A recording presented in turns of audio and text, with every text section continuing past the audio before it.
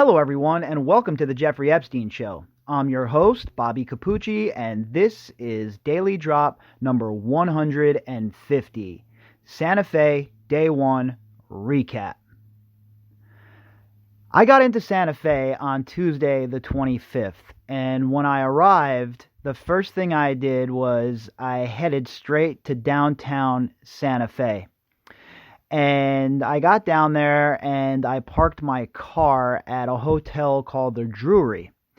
And from the Drury, I decided to take a little walk around town and just, kind of acclimate myself to the area and to the little downtown portion of Santa Fe. And I have to say, it was a pretty cool little place. A lot of colonial buildings, old buildings. I mean, the city of Santa Fe was established as a colonial capital by the Spanish back in the day. I mean, I believe the 1600s, something like that. But it was absolutely cool as far as it goes when we're talking about like architecture and history. I'm really into that kind of stuff, so I found that to be pretty cool. And the other thing that stood out to me right away was Santa Fe was not the sort of place for billionaires to hang out. It certainly doesn't have the sort of draw that a place like Palm Beach would have, or New York, or the Virgin Islands, or any of the places that he had as properties, right? There is no draw like that in Santa Fe or New Mexico as a whole.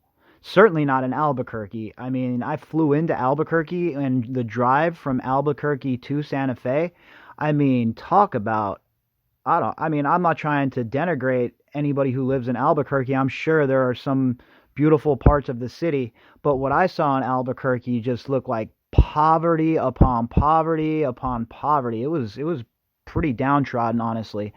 And it was just a complete and utter empty drive, basically, from Albuquerque to Santa Fe. It reminded me of Nevada. It really reminded me of Nevada, because here in Nevada it's the same way. Driving around in the Mojave Desert, if you go north in Nevada, like you're going towards Reno, there's stretches where it is absolutely positively desolate.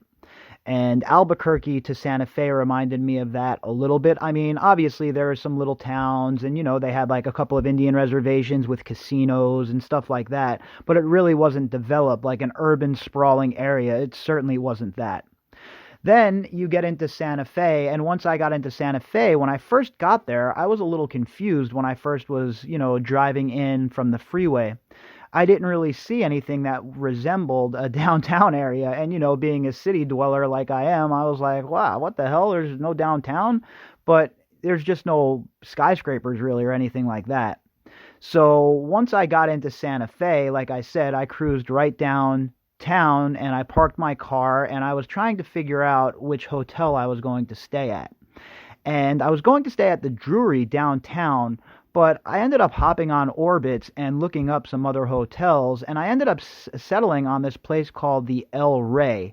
And it's on Cerrillos Boulevard, Cerrillos Street, something like that.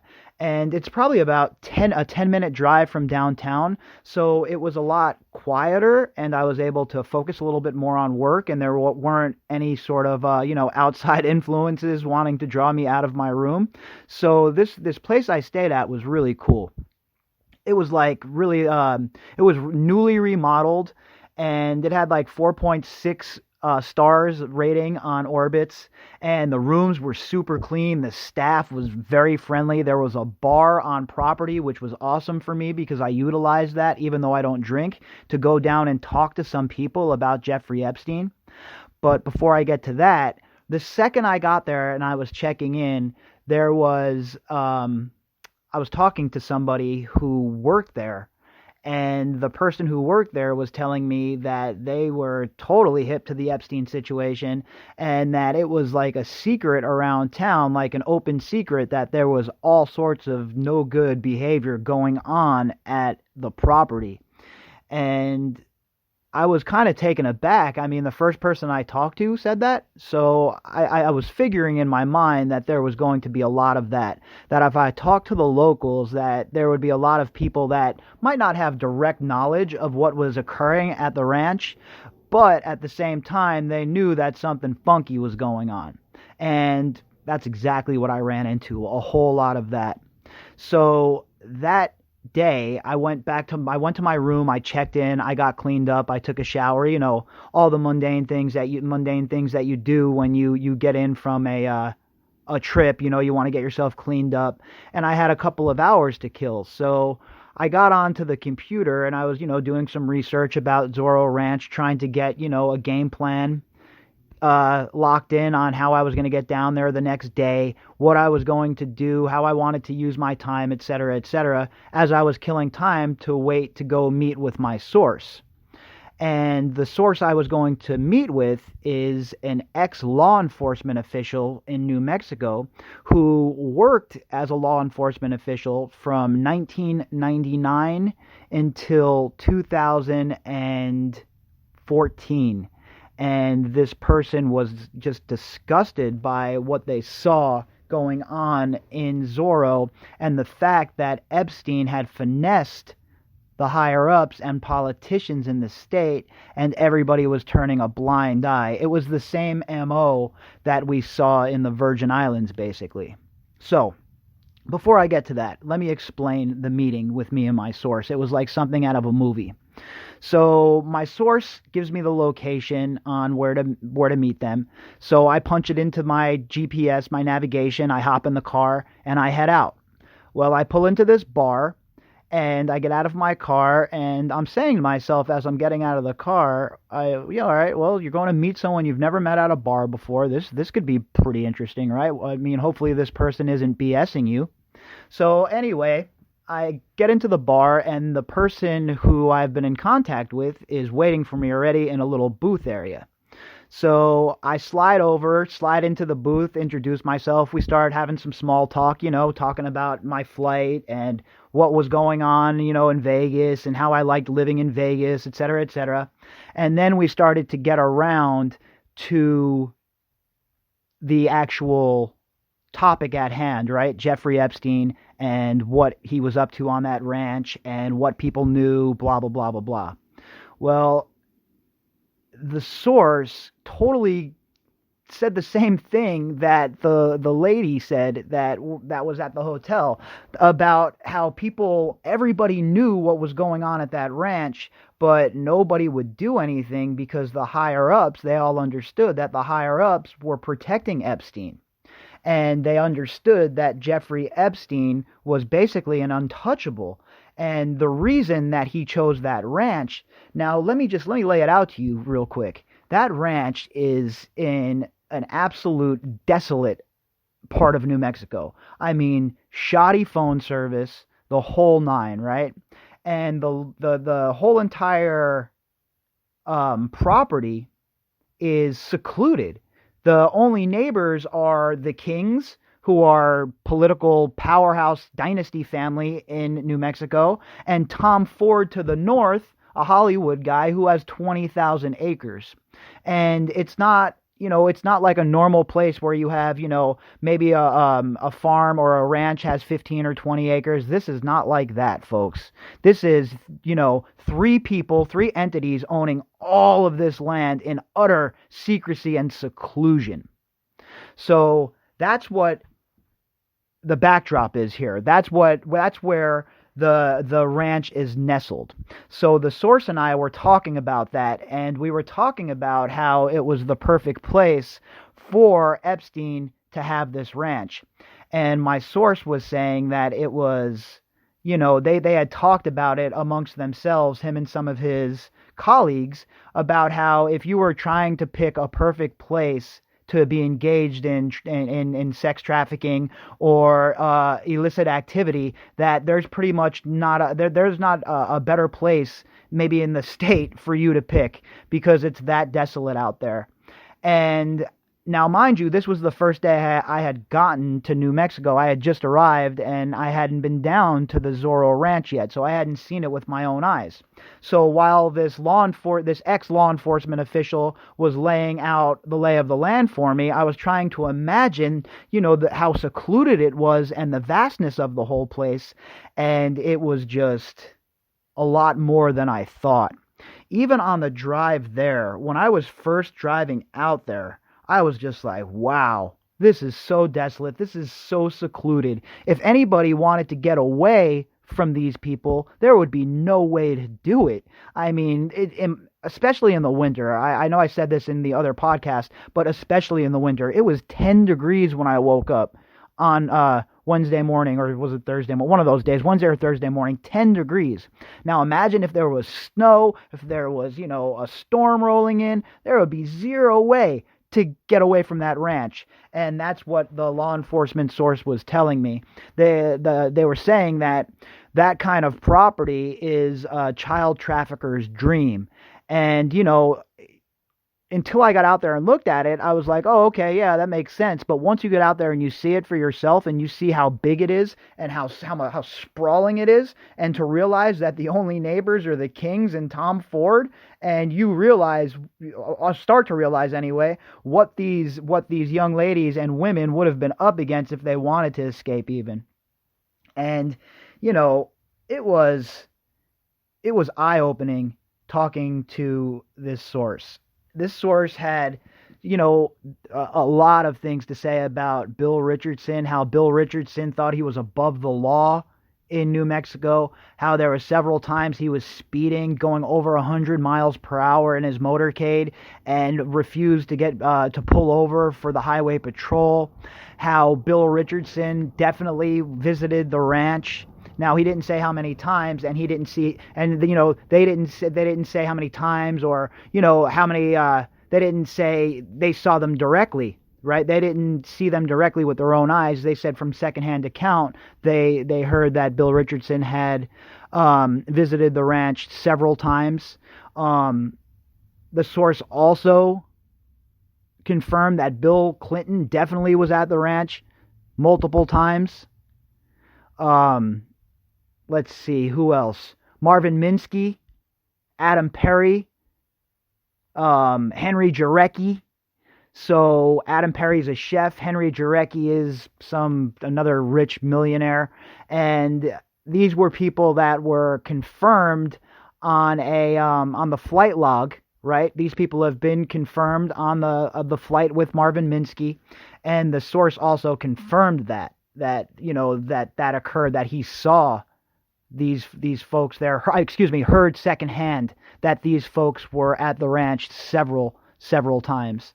So we know that a lot of these people who have been named by Virginia Roberts in her depositions have been very, very forceful with their denials of what occurred down there, or if they've even been there. And we see now, as things come out, as we get more information, that they were in fact at the Zorro Ranch, and there are witnesses that put them at the Zorro Ranch. So this source was their main thing that they were talking about was how the rank and file in law enforcement agents they felt almost disenchanted with the whole entire thing, because they knew the rumors. There were a lot of rumors from people who would be at the ranch, or people who had an idea of what was going on at the ranch. And law enforcement has different sorts of information sources that none of us would ever be able to tap into. So they were talking about how it was just an open secret, and how it just disgusted some of these officers, and how it would be like you would know that Epstein had his people in town, because it would be like a gaggle of young women at the Zorro Ranch gate waiting to get in, the ones that would be brought over by car. But we also know that he had a helicopter there, right? We also know that Jeffrey Epstein had a helicopter on property, and he would use the helicopter to ferry over the girls. And the law enforcement source also confirmed this, that there were that's how a lot of the transportation occurred, via helicopter, when they wanted to do it privately right from the airport. They'd disembark from the Gulf Stream, and they'd stand on the tarmac, and Epstein would be there, with little girls, and him and his friends would be standing on the tarmac, and then Ghislaine Maxwell, who was a helicopter pilot, would come over and swoop them up in the Bell Jet Ranger helicopter. And the tail number on it, get this, folks, the tail number on the Bell Jet Ranger, the helicopter that they had before they purchased the second one, the tail number was N491GM for Ghislaine Maxwell, and the nickname of it was Air Ghislaine. And she would come over and she would ferry all of the guests from the airport to the Zorro Ranch, and then obviously from Zorro Ranch to the airport. And other guests would be ferried over via, Suburban, etc., etc. But when they were looking for the privacy, that's how they would get down, for sure. So there are a lot of people in the Black Book from Santa Fe, and a few of them that we discussed, my source and I discussed, were Bill Richardson, Bruce King's niece, who was a former state representative, Rhonda King, and obviously the Santa Fe Institute.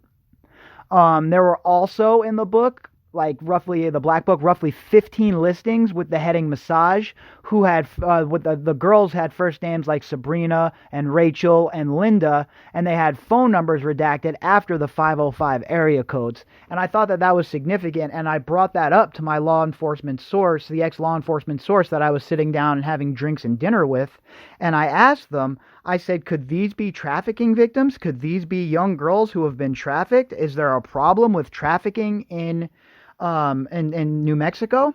And the law enforcement source said to me, their exact words, absolutely a possibility. And it sent chills down my spine, because we know for a fact that Epstein's MO was to scoop up young girls from, junior high schools, and then have them as quote-unquote masseuses, massage therapists, or whatever he wanted to call them, when in reality he was using them to sexually assault. Now, like I said previously, there are a lot of Indian reservations and a lot of low-income areas, it would seem, in Albuquerque especially. So I find it almost impossible to believe that Jeffrey Epstein wasn't using Albuquerque and Santa Fe, more so Albuquerque probably, as a fertile hunting ground for these young girls. And could these young girls be the Sabrinas, the Rachels, and the Lindas? And if they are, where are they? How come we haven't heard anything about them? I would really hope that with all of this craziness going on in the Epstein case and the publicity that it's had lately, that if they have been avoiding coming forward, that they come forward now. And look, my offer is certainly still out there to anybody who's listening to this podcast. You are more than welcome to contact me confidentially, and we can talk about whatever. And if you were somebody who was caught up in Jeffrey Epstein's sex trafficking ring and you have not come forward yet, my advice would be, first things first, seek legal counsel. Get legal counsel first, and then formulate a game plan. And if you need somebody to talk to, or if you want to tell your story and you'd like to come on the podcast, I will certainly give you the time that you desire. And, there are untold faceless girls and women who were involved in this that we don't know anything about. And that was a specific question I had to the law enforcement agent, because that's their area of expertise, right? Law enforcement, that's what they do. They know it much better than I do. All I know how to do is run my yap. But this person told me that although New Mexico doesn't rank high on the sex trafficking chart, I believe he said, I want to say the 18th state, so I guess not too high but not too low. I guess on the higher end, basically, it would be. But there's so many girls from poor backgrounds and backgrounds where they have no family that just go that have gone missing in New Mexico. And he said that it's like that obviously in many places. And he was talking to me about the West Mesa serial killer who was active in New Mexico as well. And he was talking about how that person went after, drug addicts and women who were involved in prostitution. And we see that a lot. We see that a lot from serial killers, but we didn't see Jeffrey Epstein so much, right? Go after, drug addicts or prostitutes, as in women prostitutes. He had a taste for, young girls and women who looked young. But I thought it was interesting when he brought up the West Mesa serial killer, because it kind of, it fits to what we're talking about, how there's a lot of low income women, for sure, low-income people in the Albuquerque area, and we have all of these unnamed girls and women, especially coming out in the Black Book, Sabrinas and Rachels and Lindas, et cetera, and we don't know what happened to them or where they are, how their lives ended up. And it bothers me to no end in this case when I think about the unnamed girls. It really, really irks me, because I would like to know that they're, they know that they haven't been abandoned, right? And I would love for them to reach out to legal counsel and get themselves protected that way, and then tell their story, because each and every story from every single one of these girls and women who were abused by this sick bastard and his disgusting friends should have their time to tell their story how they want to tell it, in a way that they want to tell it. And it really it's something that it's been stuck in my mind since I've gotten home from Santa Fe. And I don't really delve into the conspiracy side of things here on this podcast. It's really not the format here, but it's just one of those things where you ask yourself, where the hell did all of these girls end up? All of these girls that had no name, all of these girls, we know that Virginia, bless her, has talked about the orgy with Prince Andrew. What about the other girls that were involved in that orgy? We haven't heard from any of them. What happened to all of these people, all of these girls, folks? I mean, it's downright scary when you think about it. So that's a lot of the stuff that the source and I were talking about. The girls that have no name, the girls that have no face, the fact that there would be just gaggles of young ladies at the gate of Zorro to get in, the helicopter traffic, the fact that everybody knew that things were cracking off over at Zorro because of the light pollution that would be coming out of the ranch when it's otherwise completely and utterly darkened skies. So these are the type of things that we were talking about. And the helicopter stuff I thought was pretty interesting, that they were talking about the Ghislaine Maxwell chauffeuring people in the helicopters, and that one of the helicopters was nicknamed Air Ghislaine. I had no idea about that even until the source told me about that. So that was definitely something that I had I didn't know anything about, the fact that it was nicknamed. I know that they had a couple of helicopters, right? Because that's how they ferried people, but I didn't have any idea that it had that nickname. So we continued our conversation, the source and I, and we got around to some of the politicians. And we got around to talking about the King family. And the King family are basically kingmakers in New Mexico. They had governors and state representatives, and they own huge parcels of land, and all of their land that they own is all around Jeffrey Epstein's property to give him that seclusion, right? So you have parcels of land owned by the Kings just about everywhere around Epstein, and then to the north you have 20,000 acres owned by Tom Ford. So basically, he has two neighbors, but they don't have property anywhere near Jeffrey Epstein's spread. And in 2014, when King ran for governor, Jeffrey Epstein and the financial trust company, one of the shell companies basically in the Virgin Islands, donated more than $35,000 to his campaign. And now we know that the shell company that was being run out of the Virgin Islands is being looked at by Denise George and her whole entire situation down there. And what I'm curious about is the money connections here. Now, if this is a money laundering firm, right? If it comes out that Financial Trust, which turned into Cyprus, it was a money laundering firm, if they were doing that through there, anybody who received money from this Financial Trust is now part of the criminal conspiracy, and they can be wrapped up in a RICO case as receiving ill-gotten funds. And I'm just very curious to see how this all plays out. I'm curious to see if Denise George goes that route, or if any of the prosecutors go that route. So it's pretty interesting to see what comes of that. So let's do a little history of the ranch real quick. Jeffrey Epstein purchased the ranch on February 22nd, 1993. That's when he purchased the land, and he purchased it for $12 million. The New Mexico State Land Office granted Epstein an agricultural land lease close to the small town of Stanley. And like I said, there is nothing out there, folks. To the closest piece of civilization was 15 or 20 miles away, and I forget the name of the little historic town, but there's nothing in there either. The company that purchased it was the Zorro Trust, and obviously that ended up becoming the name of the ranch.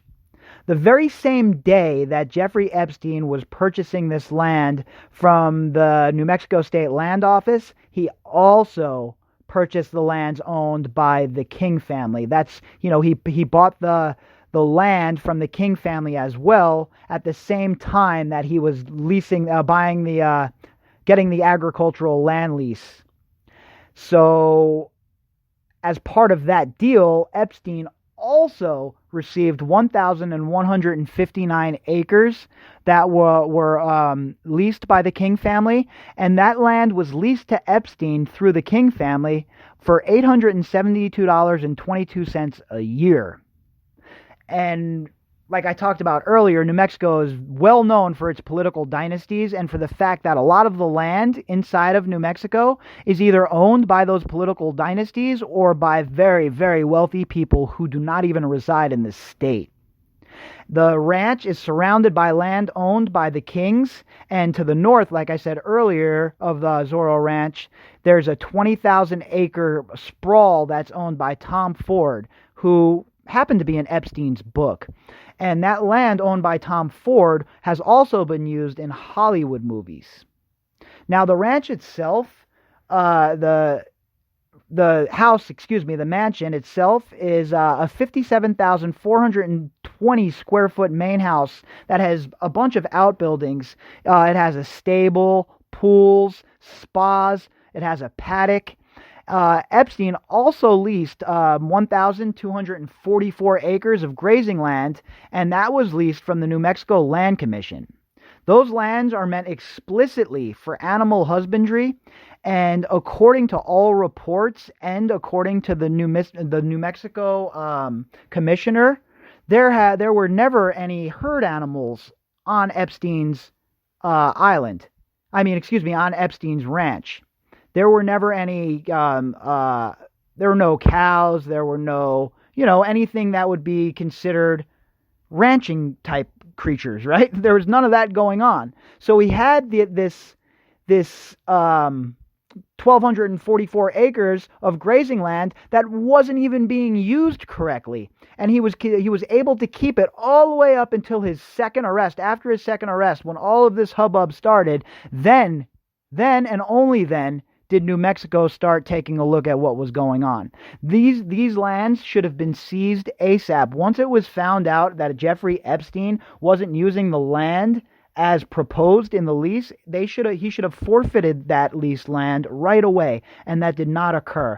And again, you have to ask yourself, why did that not occur? Who was protecting him? Well, then you say to yourself, all right, who are his neighbors? Oh, the King family. Who did he purchase the land from? Oh, the King family. Oh, who were the King family? Oh, one of the most powerful families in New Mexico. And then you add on top of that another huge power broker in the state, Bill Richardson. And you start to see how Jeffrey Epstein was so insulated and was so able to keep his disgusting proclivities to, only on the up for those who knew what was going on, right? He was able to keep all of this hidden in this ranch for so long because nobody in positions of power that were in a position to stop him cared to stop him, because they were all getting paid out by Jeffrey Epstein at the least. And when it comes to Bill Richardson, well, we know what Virginia said about Bill Richardson, and I've said it on this podcast numerous times. I believe everything Virginia says about this. She is very credible. Her story has been consistent for years, and she has not ever deviated from her story. And then you look at all of the other evidence, the sources that I have cultivated that have totally given credence to what Virginia has said. You have the fact that the flight logs are consistent with what Virginia has said. And you start to see that there was a lot going on at this ranch. And if the people in power would have cared to notice, they would have seen as well. Choosing Zorro Ranch was not a mistake.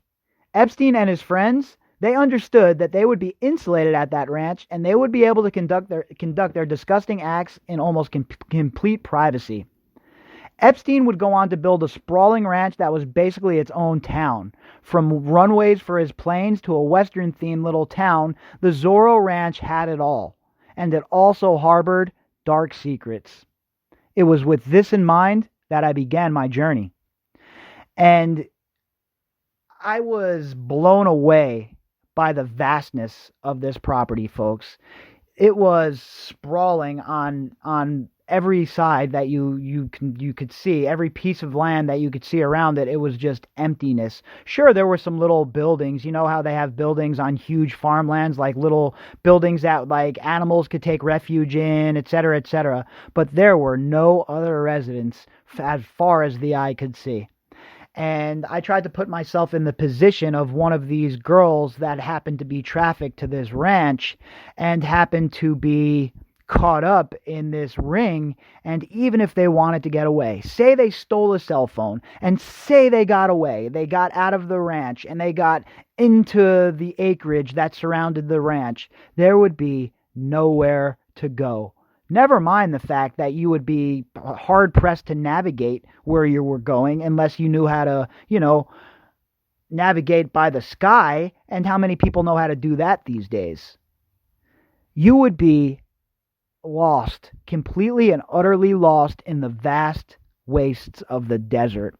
And for those of you who don't have any experience in the desert, don't have any experience hiking or backpacking in the desert, there is a feeling of alone that I cannot describe to you unless you feel it for yourself when you're out in the desert by yourself at night with, all you have is the moon and your headlamp to give you light, and every little sound makes you want to jump out of your skin. And I'm talking about an experienced backpacker like myself who has spent weeks out in the wilds. And even I, look behind me and have trouble navigating sometimes and can get turned around. I can't even imagine one of these young girls being stuck out there, being caught up in this.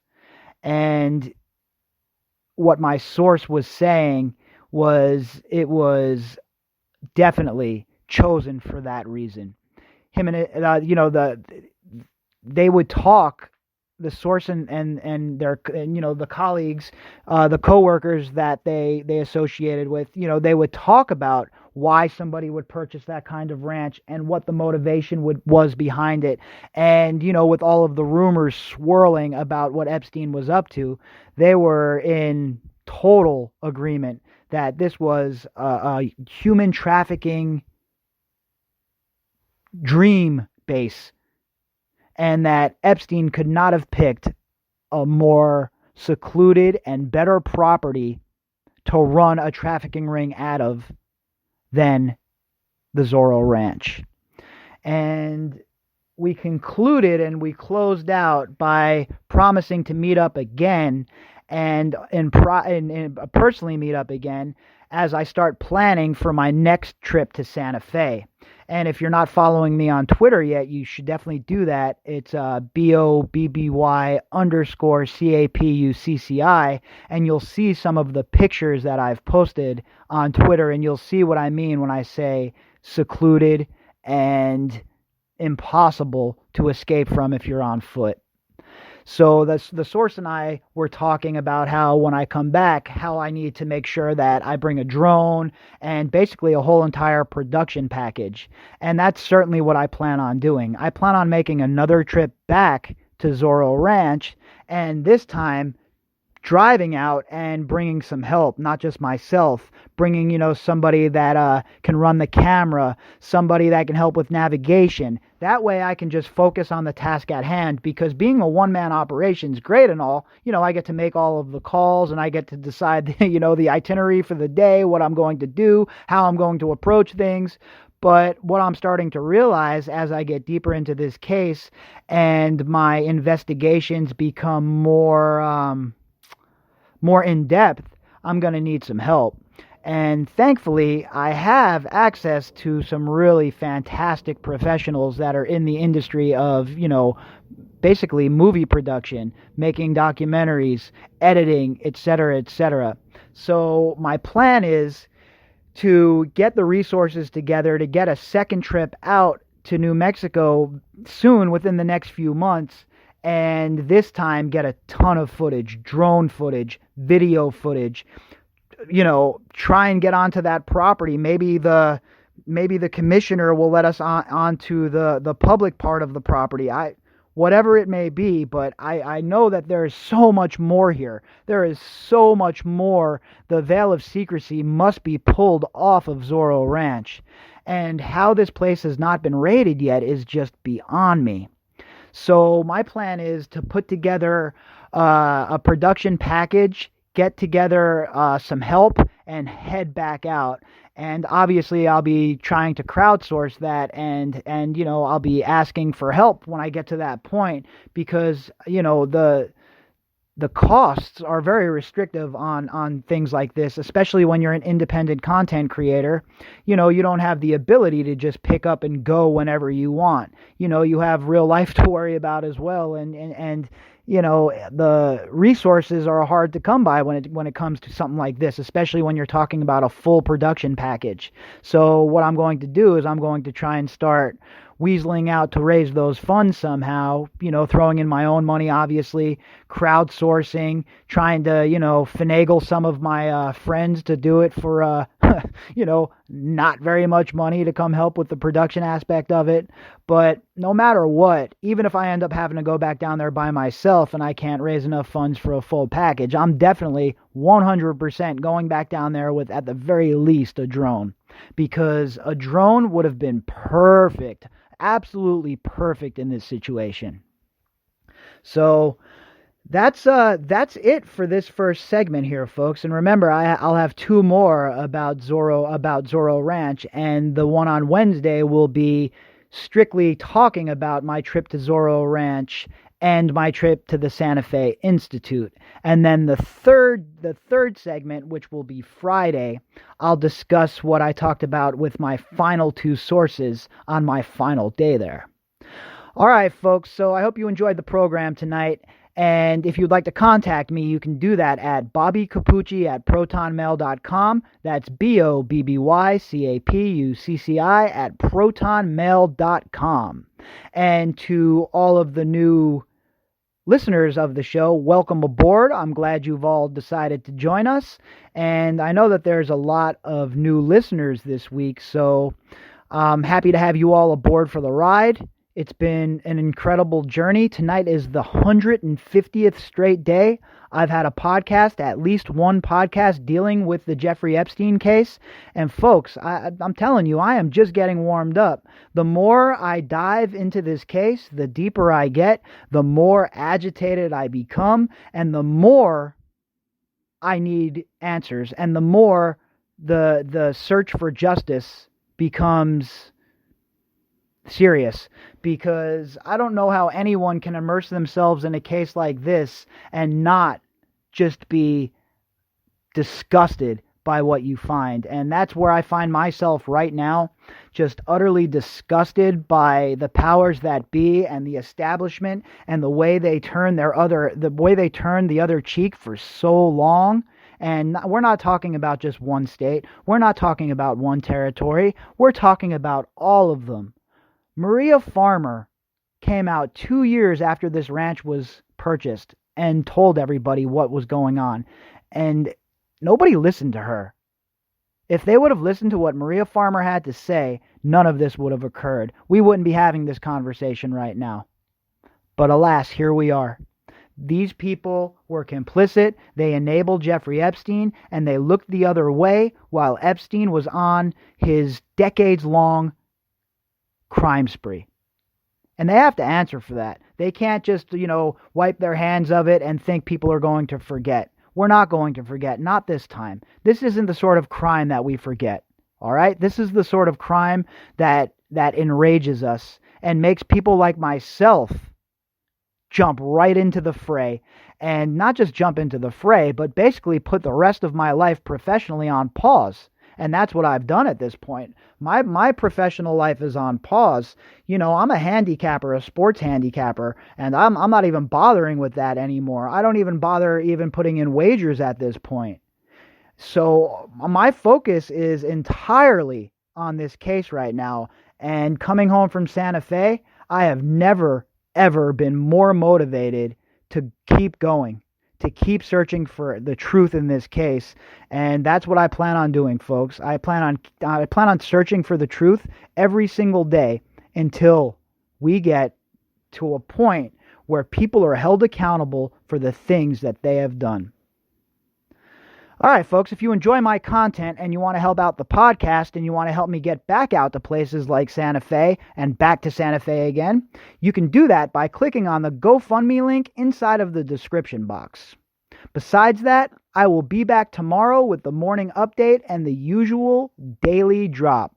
All right, folks, I hope everybody had an amazing night. Sorry about the late drop tonight, but I wanted to make sure that I had everything in order, and I wanted to make sure that I disseminated the information to you folks in a timely manner, and I wanted to make sure that it was as, in order as possible, because my notes are absolute chicken scratch, to be honest with you. I should have used my computer to take notes, but whatever. I'm learning. This is all a learning process for me, so I'm pumped that you're all along for the ride. The new listeners, the listeners that have been out there since the beginning. Look, thank you all so much for your support. Thank you all so much for believing in what we have going on here on the Jeffrey Epstein podcast, the Jeffrey Epstein show. And I'll tell you what, we're going to keep on pushing. We're going to keep on going until we get this ball into the end zone. All right, everybody, until tomorrow.